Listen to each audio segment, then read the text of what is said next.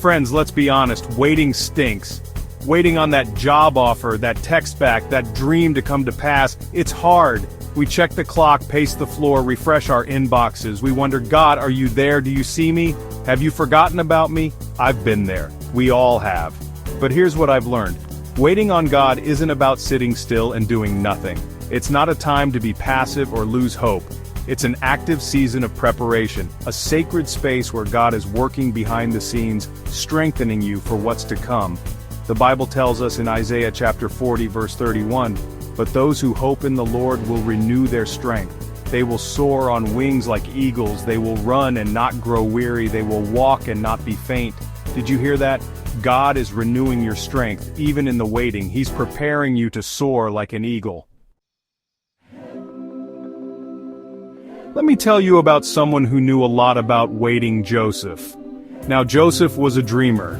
God gave him incredible visions, glimpses of a future where he would lead and be a blessing to many. But life had other plans, at least from the outside looking in. Imagine being a young man, full of potential, and suddenly finding yourself sold into slavery by your own brothers. Talk about a detour.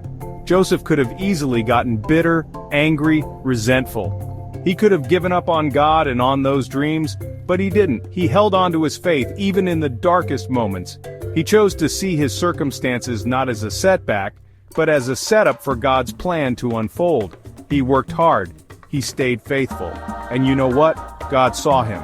God was with him every step of the way, even when Joseph couldn't see the bigger picture, even when he was falsely accused and thrown into prison. Joseph kept his heart right. He chose to see the good, to be a blessing even in a difficult situation, and God used that time to prepare him for his destiny. Because friends, here's the amazing part. Joseph's story didn't end in that prison cell. No, God had so much more in store. He was elevated to a position of power and influence, becoming second in command to the Pharaoh of Egypt. Joseph's life is a testament to the power of waiting well.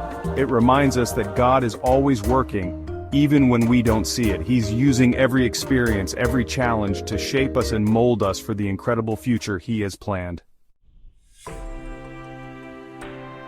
That image of the eagle soaring in Isaiah chapter 40 verse 31, it's so powerful, isn't it?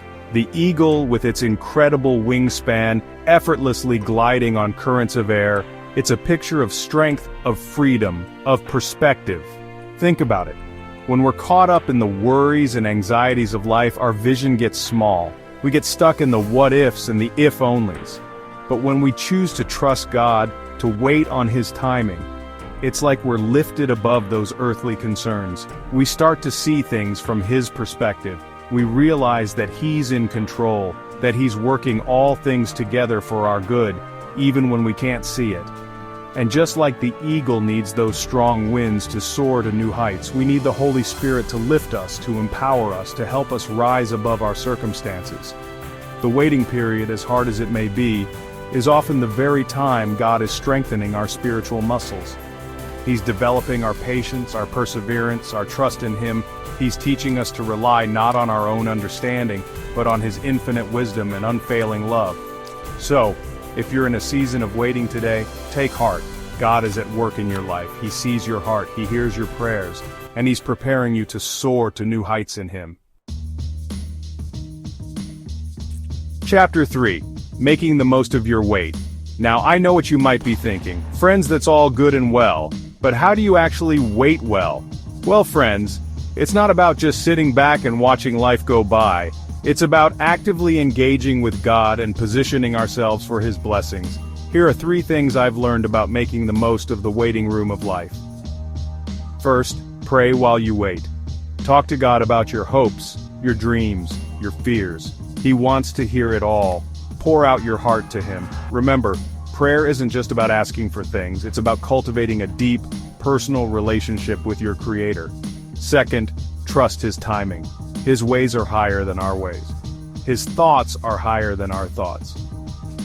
What we may see as a delay, God sees as an opportunity to refine us, to prepare us, to do something greater than we could ever imagine. Third, look for the lessons. Every experience, even the tough ones, holds valuable lessons. What is God trying to teach you during this season of waiting? Is he developing your patience, your compassion, your resilience? Embrace the journey, my friends, don't wish it away. This waiting period is not wasted time. It's holy ground, a place where God is doing a deep work in your heart, preparing you for the incredible future he has in store.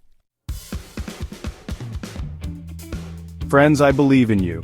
I believe in your dreams, and I believe that God is going to do amazing things in your life as you choose to wait well on him.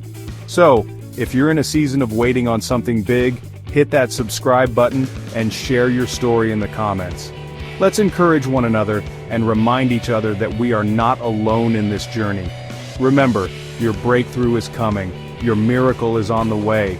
Keep the faith, keep hoping, keep dreaming, and get ready to soar. Like, share, and subscribe to Southern Halo Vibes.